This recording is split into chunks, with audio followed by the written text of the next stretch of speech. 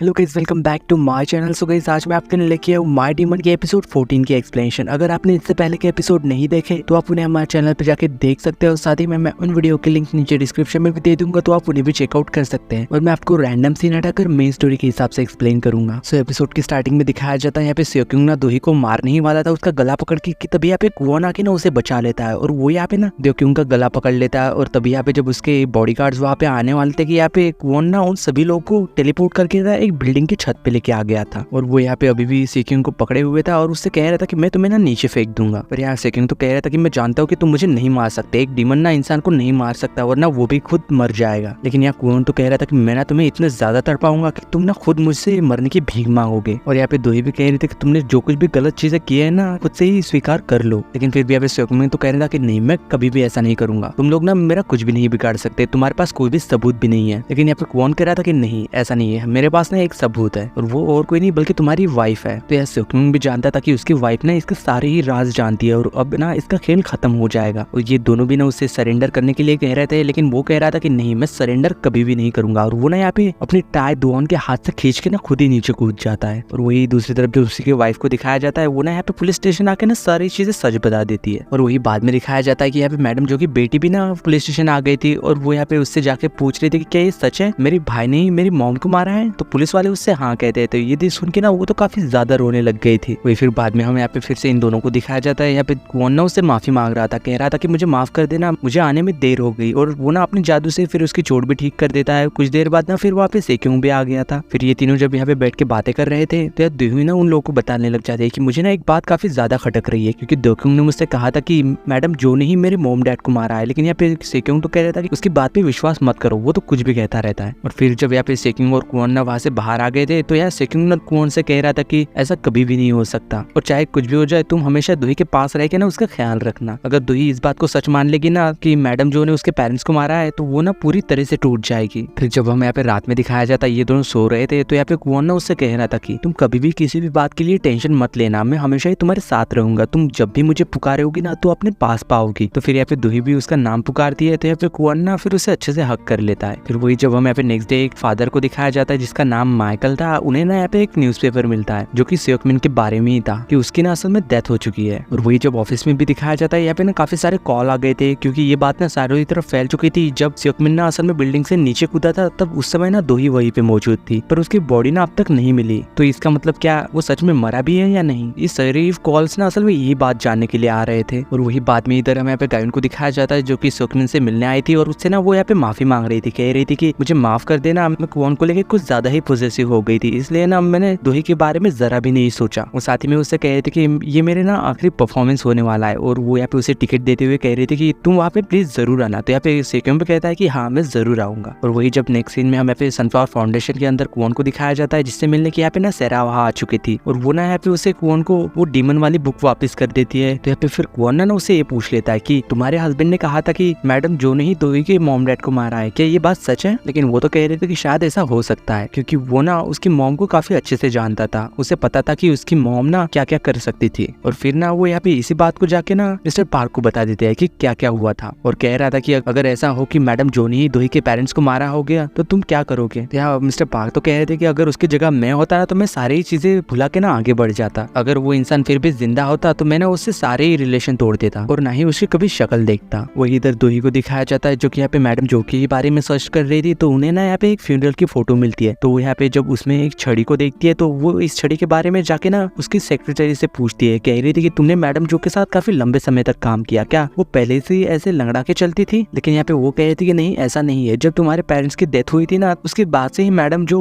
उस छड़ी का यूज करने लगी थी, पर उन्होंने इन सब चीजों के बारे में कभी उतने डिटेल से नहीं बताया कि क्या हुआ था। तो फिर बाद में जब दिखाया जाता है यहाँ पे दोही ना क्वॉन को लेके उनके ऑफिस में आ गई थी मैडम जो के, और वो यहाँ पे एक बाइबल को जब वहाँ पे देखती है तो उसे याद आ जाता है कि मैडम जो ना एक चर्च में जाया करती थी और कह रही थी कि मुझे ना मैडम जो से बात करने का तरीका मिल चुका है। तो फिर ना यहाँ पे क्वॉन उसे बाद में उसी चर्च के अंदर लेके आया था। वो यहाँ पे फिर दोही जाके ना उसी फादर से मिलती है। पहले तो यहाँ पे दोही ना क्वॉन को उनसे मिलवा के कहती है कि ये मेरा ना हस्बैंड है। और यहाँ पे फिर वो फादर कह रहा था कि हाँ मैं तुम्हें बता तो सकता हूँ लेकिन तुम्हारे हस्बैंड को ना यहाँ से बाहर जाना होगा। तो फिर जब यहाँ पे क्वॉन ना वहाँ से बाहर आ गया था तो वो ना मन ही मन में कह रहा था कि मुझे ना कुछ ठीक नहीं लग रहा। और वही इधर यहाँ पे अंदर फादर ना वो दोही को सारी चीजें बता देता है कि वो ना खुद को काफी ज्यादा गिल्टी महसूस किया करती थी। वो जब भी यहाँ आती थी वो ना माफी मांगती थी। उन्हें लगता था कि वो ना तुम्हारे साथ कभी भी ऑनेस्ट नहीं रही और तुम्हें ना कभी ठीक से उन्होंने कुछ सच नहीं बताया। और तभी ना हमें यहाँ पे फिर एक पास का सीन दिखाया जाता है। ये वही सीन है जबकि यहाँ पे मैडम जो ने ना दुही के मॉम डैड के साथ बहस की थी और यहाँ पे फिर दुही के मॉम डैड ना उन्हें छोड़ के वहां से जा रहे थे गाड़ी से और कह रहे थे कि हम ना मैडम जो के बारे में सबको सच बता देंगे कि उन्होंने क्या क्या किया है। लेकिन वही हमें मैडम जो को भी दिखाया जाता है जो कि उन्हीं के पीछे जा रही थी। ये बात जान के जब यहाँ पे दुही के मॉम डैड ना और गाड़ी तेज चलाने लगते हैं लेकिन गाड़ी ना आउट ऑफ कंट्रोल हो गई थी और इसी चीज के चलते ना यहाँ पे उनका बड़ा सा एक्सीडेंट हो गया था और यहाँ पे मैडम जो ना गाड़ी में बैठी हुई बस उन्हें देखते ही रह गई थी। और तभी हमें यहाँ पे दिखाया जाता है कि उनके पास ना असल में यहाँ पे कुवॉन आ गया था और वो उनसे कह रहा था कि ये तुम्हारा ना कॉन्ट्रैक्ट अब समाप्त होने वाला है। लेकिन यहाँ पे दुही के फादर तो कह रहे थे कि ठीक है लेकिन क्या मैं एक विश कर सकता हूँ, प्लीज मेरी वाइफ को बचा लो ताकि वो ना मेरी बेटी का ख्याल रख सके वरना वो अकेली ही रह जाएगी। पर कुवॉन तो कह रहा था कि मैं ऐसा नहीं कर सकता, मैं सिर्फ एक आदमी की ही इच्छा पूरी कर सकता हूँ। वैसे भी तुम्हारी वाइफ की ना आगे चल के डेथ हो ही जाएगी। लेकिन तभी यहाँ पे उसके फादर देखते हैं कि देहात दुही का कॉल आ रहा है। वो यहाँ पे फोन को तो उठाना चाहते थे लेकिन ऐसा नहीं कर पाते और वो ना फिर यहाँ पे मर गए थे। तो फिर जब यहाँ पे कुवॉन ना वहां से जा रहा था तो मैडम जो ना उसे देख लेती है। यहाँ पे कुवॉन फिर उनके पास जाके उनसे कह रहा था कि मैं तुम्हारे आंखों में देख सकता हूँ कि तुम ना क्या चाहती हो, क्या तुम्हारी कोई ऐसी विश है जो कि मैं पूरी कर सकता हूँ। लेकिन वो यहाँ पे इससे पहले कुछ बोल पाती तभी ना यहाँ पे पीछे गाड़ी ब्लास्ट हो जाती है और यहाँ पे मैडम जो ना दूर जाके गिरते हैं। इसी वजह से यहाँ पे उनके घुटने में ना असल में चोट लग गई थी और तब तक यहाँ पे कुवॉन भी ना वहां से जा चुका था। यही सारी चीजें वो यहाँ पे उसे बताते हुए कह रहा था कि उस दिन ना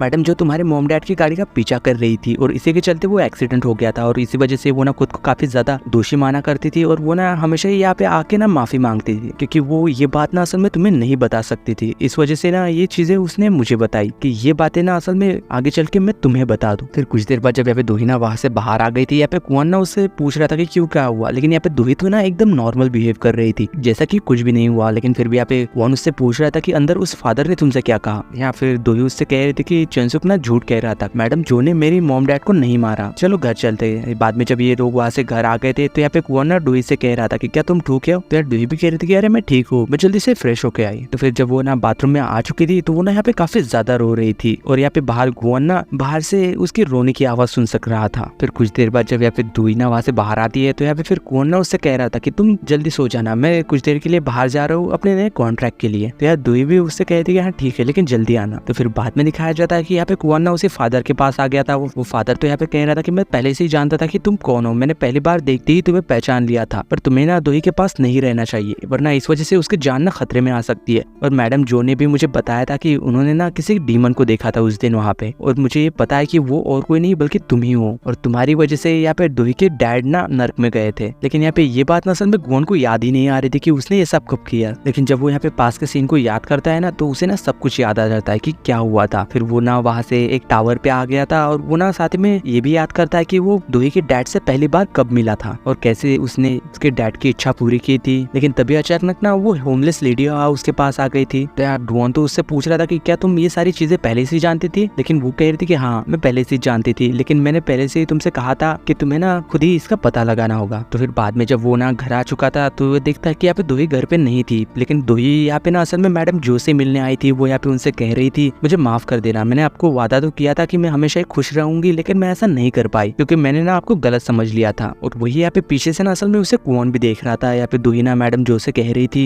कि अगर मुझे कुवॉन के बारे में पहले से ही सारी चीजें पता होती कि उसने मेरे डैड के साथ क्या किया है तो क्या फिर भी मुझे उससे प्यार हो जाता। फिर नेक्स्ट सीन में जब हम यहाँ पे दुही को सनफ्लावर फाउंडेशन में दिखाया जाता है यहाँ पे गायुन ना आके उसे अपने लास्ट परफॉर्मेंस के लिए इनवाइट करती है और साथ ही में उसे ब्लेसिंग्स भी दे रही थी कि तुम ना कुवॉन के साथ हमेशा ही खुश रहना, पर ये बात ध्यान रखना कि तुम ना असल में एक डीमन के साथ हो। अरे मैं तो मजाक कर रही थी, तुम चाहे उसके साथ रहो या फिर ना रहो, तुम अपना ना अच्छे से ख्याल रखना। और वही इधर ना हमें यहाँ पे दुही की पूरी टीम को दिखाया जाता है सनफ्लावर फाउंडेशन के अंदर जो कि यहाँ पे अपने नए प्रोडक्ट को ना प्रमोट कर रहे थे और साथ ही में मिस्टर पार्क भी थे। तो जब यहाँ पे ना दुही आके मिस्टर पार्क से कह रहे थे कि मुझे ना आपसे अकेले में बात करनी है, क्या हम कर सकते हैं। लेकिन तभी ना यहाँ पे एक आदमी मिस्टर पार्क को बुलाने आ गया था। तो यहाँ पे मिस्टर पार्क ना दुही से कह रहे थे कि तुम ना ऑफिस में जाके इंतजार करो कुवॉन के, तब तक मैं वहाँ आ जाऊंगा। तो दुही जब यहाँ पे ऑफिस के अंदर आ चुकी थी तो वो ना यहाँ पे एक जुगनी वाला सीन याद करती है। लेकिन इसी दौरान ना वहाँ पे एक दूसरी लेडी वहाँ आ गई थी और वो ना यहाँ पे कुवॉन को जोर जोर से पुकार रही थी। कुवॉन जब यहाँ पे उसके सामने आ गया था तो वो औरत ना उससे कह रही थी कि तुमने 2 साल पहले जो मुझसे कॉन्ट्रैक्ट किया था मुझे वो नहीं चाहिए, तुम ये सारे पैसे रख लो, मुझे वो डील नहीं करनी। पर यहाँ कुवॉन कह रहा था कि नहीं ऐसा नहीं हो सकता, वो डील ना पहले ही हो चुकी है। और वही चीजें ना यहाँ पे दुही ना चुपके से देख रही थी और साथ में ना यहाँ पे कुवॉन ना अपनी पावर ना उस लेडी पे फिर यूज भी करने लग गया था। वही यहाँ पे दुही ना फिर अंदर चली जाती है और वो यहाँ पे ना घड़ियों को देख रही थी और यहाँ पे हर एक घड़ी पे ना असल में हर एक इंसान का नाम लिखा हुआ है। और साथ ही में ना वो यहाँ पे अपने फादर के नाम को भी देखने लगती है और कह रही थी कि गुआन ने सब लोग को मार दिया और नर्क में भेज दिया, और वो ना काफी ज्यादा शॉक हो चुकी थी। तो वही जब मिस्टर पार्क ना दूही से मिलने के लिए गुआन के ऑफिस जा रहे थे, लेकिन रास्ते में ना उन्हें यहाँ पे गुआन मिल जाता है। तो वो ना उसे बता देता है कि अरे तुम यहाँ पे क्या कर रहे हो, दूही तो तुम्हारे ऑफिस में है ना, मैं उसी से मिलने जा रहा हूँ, वो तुम्हारे ऑफिस में ही रुकी हुई है। तो ये बात सुन के ना वो तो जान जाता है कि शायद ना दूही ने वो सारी चीजें देख ली होगी जो कि अभी अभी उसने उस लेडी के साथ की।